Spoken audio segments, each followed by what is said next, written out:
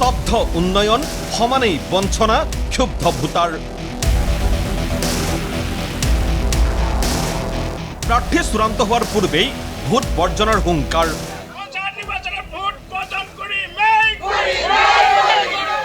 বৰাক ব্ৰহ্মপুত্ৰ উভয় উপত্যকাতেই সৰব সাধাৰণ ভোটাৰ। অভিযোগ প্ৰতি অভিযোগত উত্তাল ৰাজনীতি। বংগৰ যুঁজত বিধ্বস্ত বিৰোধী কংগ্ৰেছ। সুযোগৰ সন্ধানত আজমল নেতৃত্বাধীন AIUDF। সীমাহীন ব্যস্ততা। ৰাজ্যৰ প্ৰতিখন গাঁৱতেই বাঢ়িছে এই ব্যস্ততা। এই ব্যস্ততাৰ মূল কাৰণ দুটা। প্ৰথম কাৰণ হৈছে বিহু।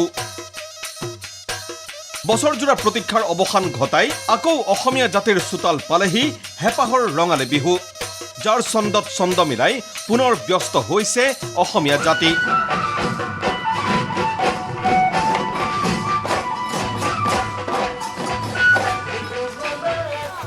এই ব্যস্ততাৰ মাজতেই গাঁৱে গাঁৱে সমানেই চলিছে নিৰ্বাচনী বতাহ। কাৰণ সন্মুখত পঞ্চায়ত নিৰ্বাচন। পঞ্চায়ত নিৰ্বাচনত প্ৰতিদ্বন্দ্বিতা আগবঢ়োৱা প্ৰাৰ্থীসকল আকৌ অতি চিনাকি। অঙহী বঙহীৰ মাজৰ এই প্ৰাৰ্থীসকলক লৈয়ে গাঁৱে গাঁৱে সমানেই চলিছে ব্যস্ততা। অথচ এই পৰ্যন্ত আনুষ্ঠানিকভাৱে চূড়ান্ত হোৱা নাই প্ৰাৰ্থীসকলৰ প্ৰাৰ্থিত্ব।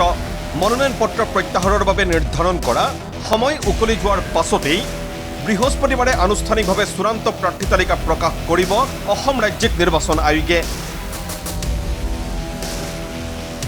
লগতে ৱাৰ্ড পৰ্যায়ৰ প্ৰাৰ্থীসকলৰ মাজত নিৰ্বাচন আয়োগে জিলা পৰ্যায়ত বিতৰণ কৰিব প্ৰতীক। কিন্তু এইবোৰলৈ ভ্ৰক্ষেপ নাই সৰ্বসাধাৰণ ভোটাৰ ৰাইজৰ। ভোটাৰ ৰাইজক লাগে কেৱল আৰু কেৱল উন্নয়ন, উন্নত সা সুবিধা। আৰু সেইবাবেই উন্নয়ন বঞ্চিত ঢকুৱাখানাৰ ভোটাৰ ৰাইজে বিহুৰ দিনাই হাতে হাতে প্লে কাৰ্ড লৈ এইদৰে সাব্যস্ত কৰিলে প্ৰতিবাদ। শাসকীয় বিজেপিৰ বঞ্চনাৰ প্ৰতিবাদত ওলাই অহা চেলাজান কছাৰী গাঁৱৰ ৰাইজক চেলা চাৰিকৰীয়া নৈৰ ওপৰত লাগে এখন পকী দলং। অন্যথা পঞ্চায়তৰ সমাগত নিৰ্বাচনত ভোট বৰ্জনৰ হুংকাৰ ৰাইজৰ। চেলাজান কছাৰী নদীৰ ওপৰত এখন যদি পকী দলং চৰকাৰে নিদিয়ে, তেতিয়াহ'লে আমি অহা পঞ্চায়ত নিৰ্বাচনত আমি ভোট বৰ্জনৰ সিদ্ধান্ত লৈছোঁ। যদি ইয়াত পকী দলংখন নহয়, তেতিয়াহ'লে আমি অহা নিৰ্বাচনত আমি ভোট বৰ্জন কৰিম বুলি আমি সকলো ৰাইজে আজি প্ৰতিজ্ঞাবদ্ধ হৈ প্ৰতিবাদ সাব্যস্ত। কেৱল ব্ৰহ্মপুত্ৰ উপত্যকাতেই নহয়, ভোট কেন্দ্ৰ স্থানান্তৰৰ প্ৰতিবাদত বৰাক উপত্যকাতো শুনা গ'ল ভোট বৰ্জনৰ হুংকাৰ।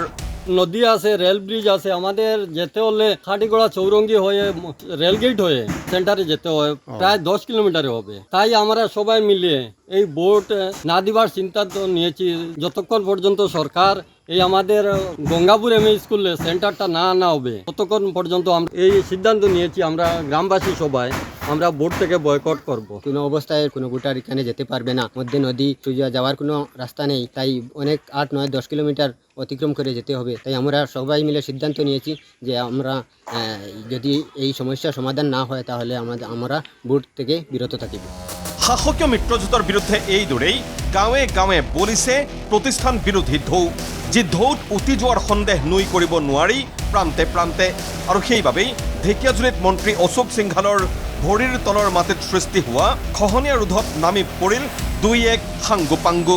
মাছুমাৰী পঞ্চায়তৰ AP মেম্বাৰ সঞ্জীৱ খুৰা, তেওঁৰ ঘৰত অশোক সিংঘালৰ PA টংকেশ্বৰে আহি পেলাই তেওঁক ভীতি প্ৰদৰ্শন কৰে আৰু পৰাপক্ষত তেওঁৰ নমিনেশ্যন উঠাই ল'বৰ কাৰণে এই কেইবাদিনৰ পৰা হেঁচা প্ৰয়োগ আছে। কিন্তু আজি তেওঁ নিজে আহি পেলাই চেষ্টা ৰাখিছিলে। ব্যক্তিগত সহায়ক টংকেশ্বৰ আৰু আমাৰ মাছুমাৰী মণ্ডল বিজেপিৰ দুগৰাকী কাৰ্যকৰ্তাৰ লগত আছিলে। কেৱল ঢেকীয়াজুলিতেই নহয়, চিপাঝাৰতো আৰম্ভ হৈছে ভয় ভাবুকি তথা প্ৰলোভনৰ ৰাজনীতি। শাসকীয় মিত্ৰজোঁটৰ বিৰুদ্ধে এই অভিযোগ দৰং জিলা কংগ্ৰেছৰ সভাপতি মাধৱ ৰাজবংশীৰ।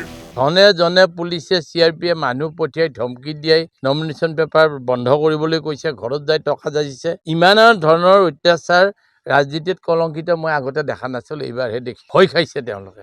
বহুত নীতি বহিৰ্ভূত কাম তেওঁলোকে কৰিছে, কৰাটো উচিত নহয়। গণতন্ত্ৰক ধ্বংস কৰিব নালাগে। কিন্তু দৰং অথবা ঢেকীয়াজুলিৰ বিপৰীত প্ৰতিচ্ছবি প্ৰতিফলিত হ'ল মানকাছাৰত। টিকট কেন্দ্ৰিক সংঘাতৰ বাবেই নিশাৰ ভিতৰতে এইদৰেই মানকাছাৰ কালাপানীত AIUDFত যোগদান কৰে কংগ্ৰেছৰ শ শ সমৰ্থকে।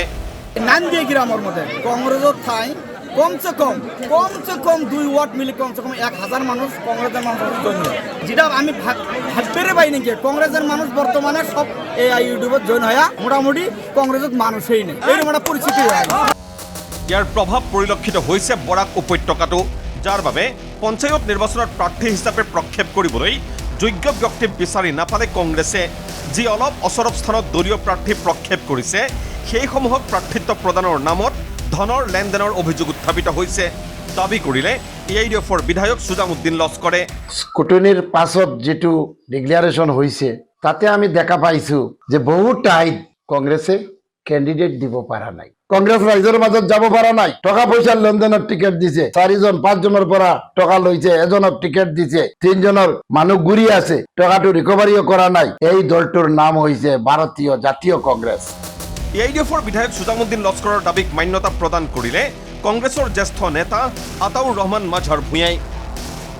অন্যটো বাদেই কাঠিগড়াৰ কংগ্ৰেছী বিধায়ক খলিলুদ্দিন মজুমদাৰক ভিক্ষাৰীৰে তুলনা কৰি কংগ্ৰেছৰ বিৰুদ্ধে এইদৰেই সৰব হ'ল নেতাগৰাকী। পঞ্চায়েত নির্বাচন উপলক্ষে টাকার সিনেমিনে খেলতে গিয়া কিছু MLA, কিছু ডিস্ট্রিক্ট প্রেসিডেন্ট, কিছু কংগ্রেস লিডার যেভাবে লক্ষ লক্ষ টাকা রোজগারের জন্য ফাঁদ পেতেছিলেন, এটা লজ্জা লাগে। এই ভিক্ষুকদের আমি বলবো তাদের টাকার প্রয়োজন হলে আমি এক কংগ্রেসী হিসাবে আমার কাছে যেন চাই, আমি আর না পারলে জনগণের প্রতি আমরা সম্পর্ক আছে, ভিক্ষার জুলি নিয়ে তাদের নাম করে ভিক্ষা সংগ্রহ করে তাদের টাকা দেব। ইয়াকে লৈ বৰাকৰ ৰাজনীতি উত্তাল হৈ থকাৰ সময়তে বিৰোধী কংগ্ৰেছক ইথিকিং কৰিবলৈ নাপাহৰিলে সুযোগৰ সন্ধানত থকা AIDFে।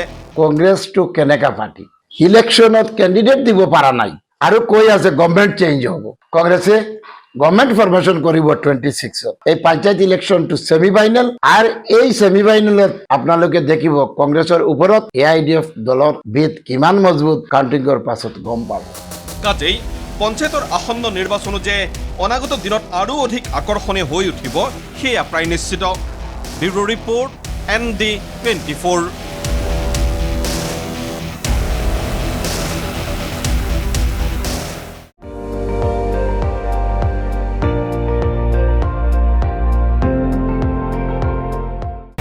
আপুনি চাই আছে ND24, সৰ্বশ্ৰেষ্ঠ নহয় সৰ্বোত্তমৰ দৌৰত।